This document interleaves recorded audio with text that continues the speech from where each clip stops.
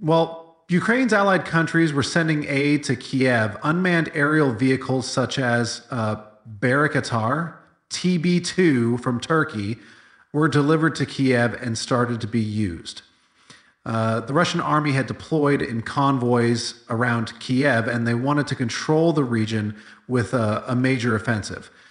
The convoy grew longer and longer each day, with a convoy of tanks and armored vehicles about 60-70 km long. The reason for this was that the first attempt to control Kiev was thwarted by Ukrainian forces, which surprised Moscow. Later on, Moscow wanted to show its strength with this convoy and to advance with a very large force, but they realized too late that Soviet tactics would not work in the new era. The Kiev army inflicted great damage on the Russian convoy, especially with Turkish drones. Russian convoys deployed around Kiev were deployed on narrow and mountainous roads. The unmanned aerial vehicles attacked and first hit the armored vehicles at the beginning and end of the convoy, restricting the movements of the Russian convoy. Then the fuel tankers in the convoy were destroyed. The Russian army had never suffered such heavy losses before, and the large convoy was withdrawn by Moscow. The drone's electromagnetic warfare system prevented the Russian air defense systems from protecting the convoy, but the Russian army still hasn't learned from this. It is very dangerous to move convoys in such an asymmetric war. Also, the Ukrainian army now has a lot of drones and unmanned aerial vehicles. In the early days of the war, the Russian army had a lot of armored vehicles and tanks. Now it is much less. In the same way, Ukraine had huge shortcomings in the early days of the war, but now the Ukrainian army has a strong military inventory that is tailored to the ongoing war.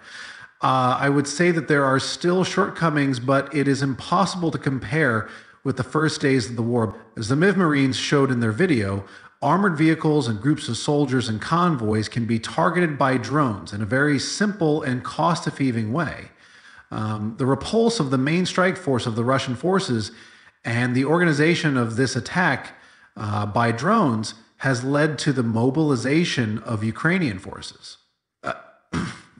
Ukrainian forces began advancing along the KK line towards the center line of Pgreb, and Ukrainian forces allegedly captured Olivka, Mariva, Malalia, Stara Serena, and Nova Serena, northwest of Suda.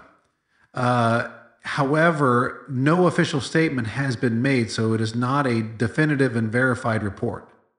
There is also another statement from Russia. The Russian Defense Ministry reported that 46 Ukrainian drones were attacked on the night of December 7th, 8.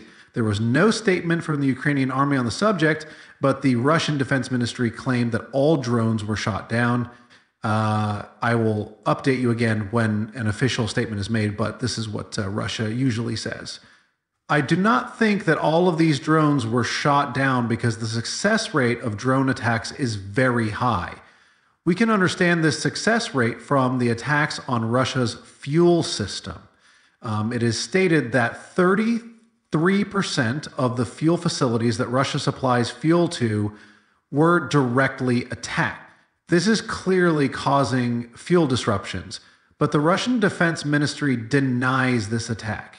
After every Ukrainian drone strike, you can judge for yourself whether these attacks are true or not. The second problem for Moscow is sanctions and breakdowns. These fuel plants are operating at a very high cost because of the sanctions. It is also known that many refineries have been shut down or stopped working due to export restrictions and high debts. As you may recall, Nori Refinery, one of the largest refineries in Russia, announced on November 20th that it had stopped working. On top of these problems, the attacks by Ukrainian drones completely prevent Moscow from solving them. We have been saying the same thing since the first day of the Ukraine-Russia war. Every day of the war is very costly for Russia and Ukraine. And in addition to the cost, the losses are very high. We hope that this war will be resolved at the table in a short time. As we approach the end of another video, I would like to give you a short reminder and end this video. Our team works tirelessly for more than 12 hours every day to bring you the best news. If you would like to show your appreciation, please click on the Super Thank You button. Your donations allow us to expand our reach and improve the quality of our news. You can also support us by liking the video and leaving a comment. I wish you all a good day and see you soon. The war has shifted to the second period, with Russian troops attacking in convoys. As you may recall, Ukrainian forces successfully repulsed Russian convoys in the past days. In addition, many Russian armored vehicles and 72 tanks were destroyed. The aim of the Russian army in this process is to organize a massive attack by gathering a large number of soldiers and military equipment in KK.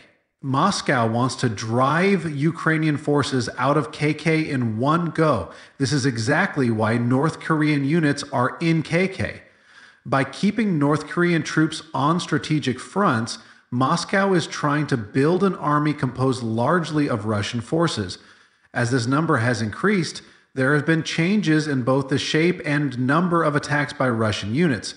But, as I've said in previous videos, this strategy has not succeeded since the beginning of the war, and it is unlikely to succeed from now on. You will understand why better later in the video. According to reports published today, Miko Marets repelled Russian attacks in the KK region.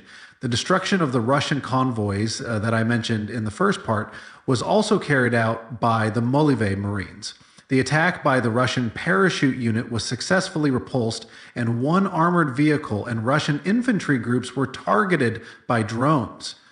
According to the published report, a bunker containing Russian soldiers and military equipment was destroyed in this way. Fighting in the same and nearby areas has been going on for about 10 days. Russian forces are again moving in convoys and going on the offensive, but remember the first days of the war. The Ukrainian army had huge shortages of troops, especially huge shortages of military equipment. They had almost no artillery systems, drones, rocket systems, or ammunition. During this period, Moscow said that Kiev would be controlled within 3 days. With this, the Russian army advanced directly to Kiev through Belarus and the Bavas line with an incredibly fast progress. But Kiev, with the right decision, decided to withdraw its soldiers and a small number of military equipment from non-critical regions and protect the capital, Kiev, the main region.